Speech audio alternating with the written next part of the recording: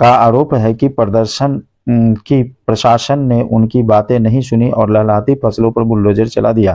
प्रदर्शन में शामिल देव कुमार सिंह, सुनील कुमार और धर्मेंद्र कुमार ने कहा कि उनकी भूमि ही आज उनकी आजीविका है और मुआवजा न मिलने पर उसका और उसके बच्चों का भरण पोषण मुश्किल हो जाएगा।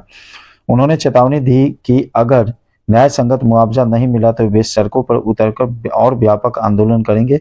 स्थानीय संगठन का कहना है कि परियोजना के लाभ और मुआवजे के बीच संतुलन नहीं बैठा है। किसानों ने स्पष्ट रूप से कहा है कि केवल नाम मात्र का मुआवजा उनकी जरूरत पूरी नहीं करेगी।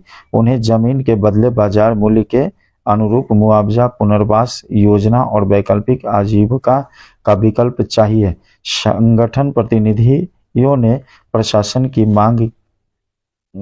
से मांग की है कि वे तुरंत बैठक बुलाकर पट्टिका कीमतों, पुनर्वास पैकेज और फसलों के नुकसान का समुचित आकलन कर निर्णय लिया जाए। प्रशासन की तरफ से परियोजना की समय सीमा और सर्वाधिक सार्वजनिक हित के कारण कार्य तेज करने की बात कही जा रही है। वहीं स्थानीय अधिकारियों और पुलिस के हस्तक्षेप से तनाव बढ़ रहा है और विरोध प्रदर्शन और में तीखे दृश्य सामने आए हैं। आप देख लीजिए, RESC का SDO है, फतुहा का CO है, उसने हमसे रिपोर्ट मांगा। हमने कहा कि अंग्रेजी में है सारे कि तुम्हारा एडवोकेट जनरल जितना पढ़ा है देव कुमार उतने ही पढ़े हैं, तुम्हारा SDO हमसे ज्यादा नहीं पढ़ा होगा। थानेदार वगैरह की क्या गिनती है, रह गया कि हम पढ़ाई लिखाई करने नहीं आए हैं, हम आए हैं अपनी फरियाद करने कि जैसे हमारी जमीन हमारी यही बेटी बहू की इज्जत का आधार है, आपकी नौकरी आपके बाल बच्चों के भरण पोषण का आधार है, तो आपसे हम पैसा नहीं मांगते हैं। यहाँ पे अभी जो इतनी पुलिस आई हुई है, किसान लोग जुटे हुए हैं, दौलतपुर समस्या गांव क्या है, में क्या मांग है? पुलिस महकमा के लोग एक तरफ आपको दिख रहे होंगे, दूसरे तरफ किसान लोग जुटे हुए हैं।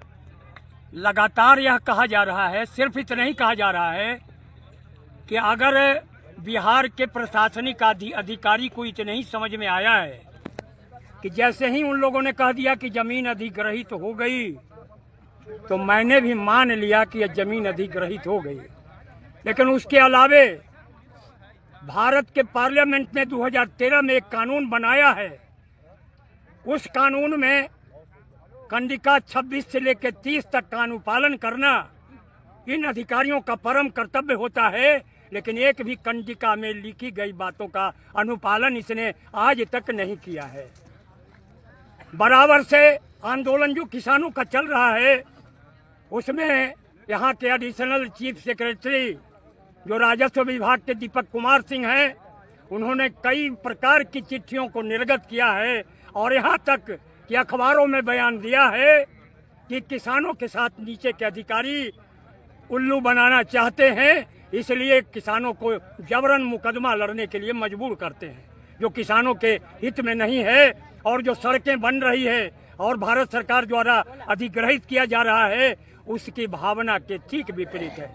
ये लगातार कहा जा रहा है, लेकिन तब भी इन लोगों पर कोई असर नहीं है। न मालूम कहाँ से पढ़ के आया है, कौन स्कूल में पढ़ा है, जरा सा ज्ञान समझ में नहीं आता है।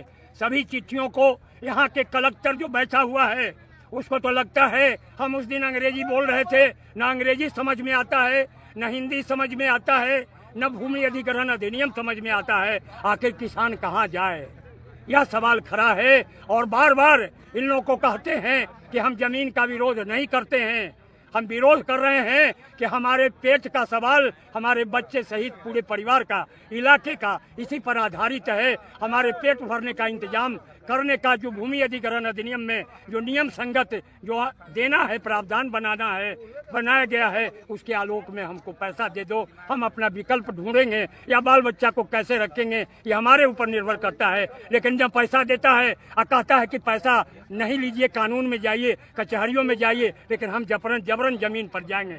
बोलिए, हमारे सामने प्राण देने के अलावे, हमारे किसान मजदूर साथियों के पास प्राण देने के अलावे हमारे पास विकल्प क्या बचता है? यही लड़ाई है। आज यहाँ एक तरफ पुलिस की छावनी है, दूसरी तरफ हम किसानों की स्थिति। अखबार वाले बयान लेना चाह रहे थे। देव कुमार तो यहाँ केकर बयान केकर देंगे, ये ना स्थिति है।